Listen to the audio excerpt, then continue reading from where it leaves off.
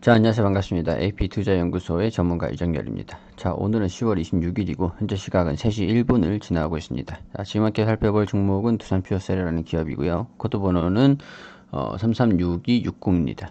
자, 두산퓨어셀이 지금 조정을 좀 받고 있는 그런 상황인데 일단 뭐 기업성에 대한 그런 변화는 없는 것 같아요. 근데 최근에 이제 유상증자를 좀 진행을 할 거다라는 부분들을 좀 얘기가 나왔었죠. 처음 시청하시는 분들도 계시니까 이 기업에 대해서 간단하게 어떻게 상황이 좀 진행되고 있었던 그런 것들을 좀 말씀을 좀 드릴 수 있도록 할게요. 두산 피어셀 같은 경우에도 두산 그룹의 재무 뭐 정상화 그리고 수소, 신재생 그런 부분에서 주목을 상당히 좀 많이 받고 있었던 그런 상황입니다. 국내 점유율도 상당히 높은 상황을 유지를 하고 있었기 때문에 신재생 그린 뉴딜로 관련돼서 주목을 상당히 많이 받고 있었던 그런 기대감들도 동반을 하고 있었던 그런 상황인 건 맞죠. 좀 우호적인 그런 상황이었습니다. 여기에서 또 이제 두산 피어셀이 두산 그룹에 두산 그룹이 가지고 있었던 두산중공업 그리고 두산 퓨어셀의 지분을 두산 중공업에다 주는 지금 증여를 하는 그런 상황이 좀 진행되고 있으면서 두산 중공업한테 퓨어셀의 지분을 줬던 것이 뭐라고 해야 될까요? 그 두산 그룹이 돈이 별로 없는 상황에서 자구안을 진행을 하고 있는 그런 상황이잖아요. 그렇기 때문에 중공업에 주는 지분의 담보가 좀 걸려 있었습니다. 그래서 이걸 해지를 하는 목적으로 시간에 블록딜을 좀 진행을 했거든요. 4천억을 진행을 하는 것에서 2천억 19%에서 10%밖에 진행을 하지 못하는 그런 상황이 진행이 되면서 추후에 3개월 이후 블록들이 다시 한번 진행이 될 수 있다라는 부분이 좀 부각이 될 수도 있는 그런 상황이었습니다. 자, 그래서 주가 상승이 좀 제한적인 그런 모습을 좀 보일 수 있다라고 의견을 좀 이때 당시에 좀 드리기도 했었는데요. 3개월 이후에 일단은 다시 한번 뭐 블록딜이 좀 진행이 될 수도 있다라는 부분들 참고로 하셔라고 계속 말씀을 드렸었죠. 근데 이때 우리 4천억을 확보를 19%를 다 매각을 하려고 그랬는데 10%밖에 매각을 하지 못했던 이유들에 대해서는 우리 12월에 있었던 유상증자 예정이 되어 있는 유상증자 관련해서 이 블록딜과 이 매력도가 상당히 좀 떨어진다.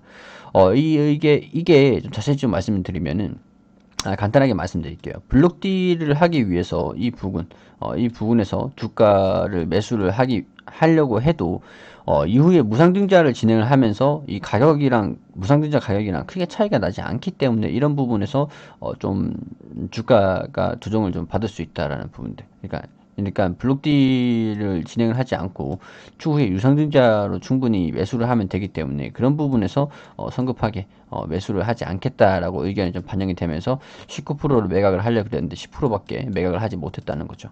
그러니까 추후에 이때 이 가격으로 살 바에 유상증자로 그냥 사겠다라고 한 그런 투자 심리가 좀 반영된 거라고 좀 보시면 됩니다.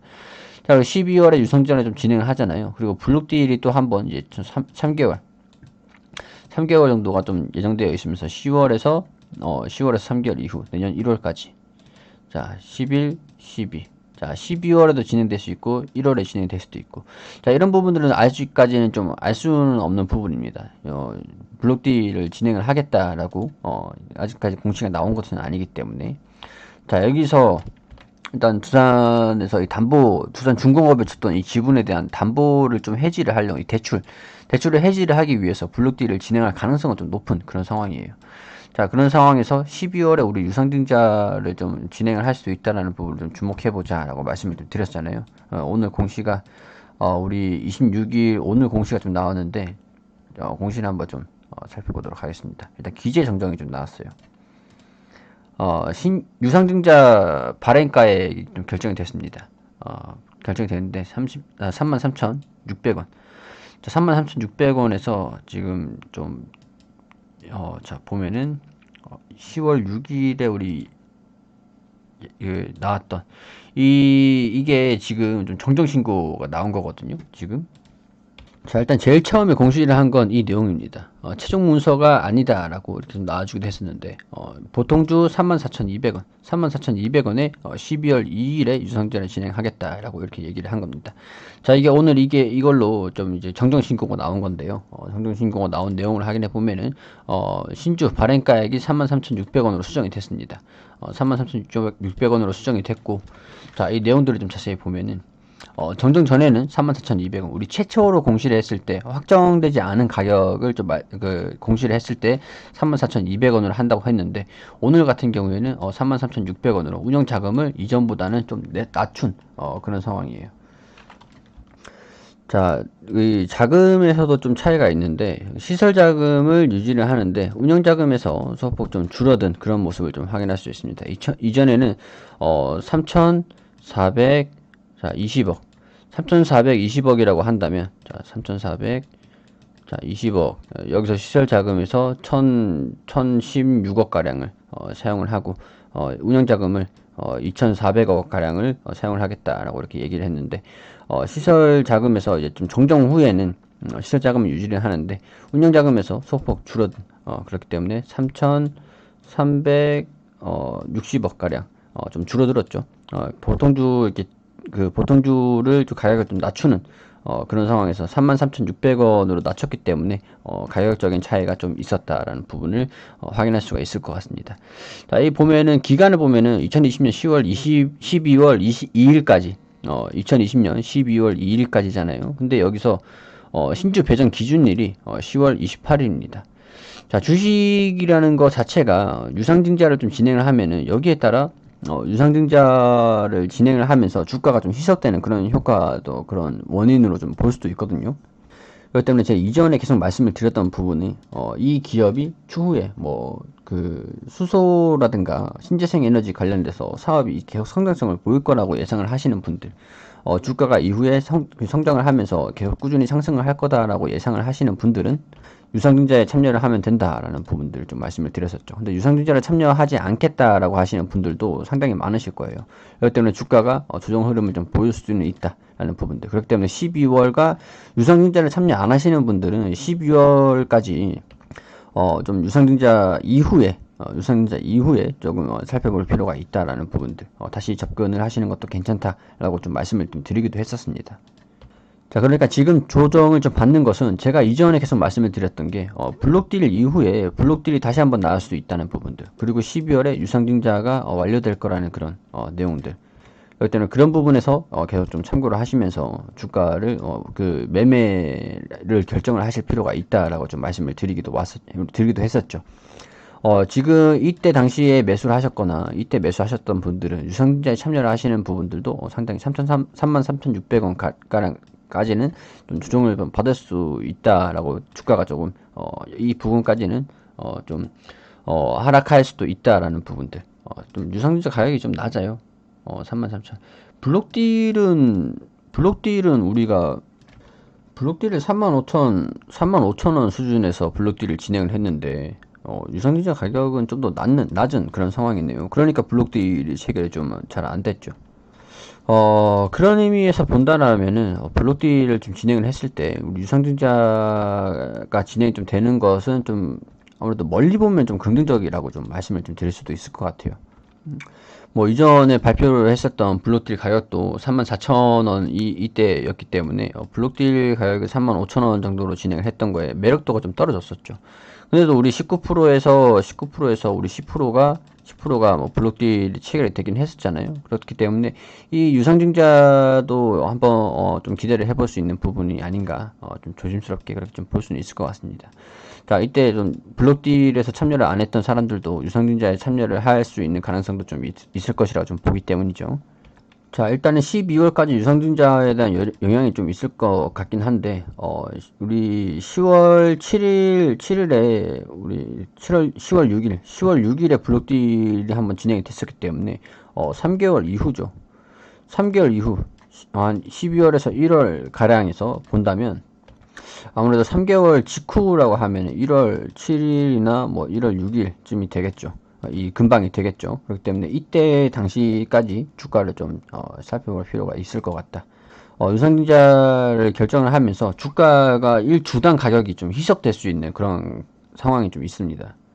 그렇기 때문에 이전에도 좀 말씀을 드렸지만은, 유상증자에 참여를 하겠어, 대신에 기존에 갖고 있었던 그런 주식은 팔아야겠다라고 생각하시는 분들도 있을 테니까, 뭐 신주인증권이라든가 그런 부분들도 이 할인율이 적용이 돼가지고 좀 손실분을 좀 메꿀 수도 있는 게 유상증자이기도 하다라고 좀 말씀을 드릴 수가 있을 것 같아요. 자, 그렇기 때문에 이런 부분에 대해서 좀 참고를 하셔가지고 매매를 좀 결정을 하시면 되실 것 같습니다. 멀리 보시고 주가가 좀 긍정적으로 올라갈 거다라고 느끼시는 분들은 이런 할인율을 좀 적용을 해가지고 이 가격에 유상증자를 참여를 하시면 된다라는 부분들 좀 말씀을 드릴 수가 있을 것 같고요. 이후에 올라갈 거다라고 판단하시는 분들은 그리고 여기에서 유상증자를 난 진행을 하되 이 신주인수권을 좀 받은 양만 유상증자를 진행을 할래.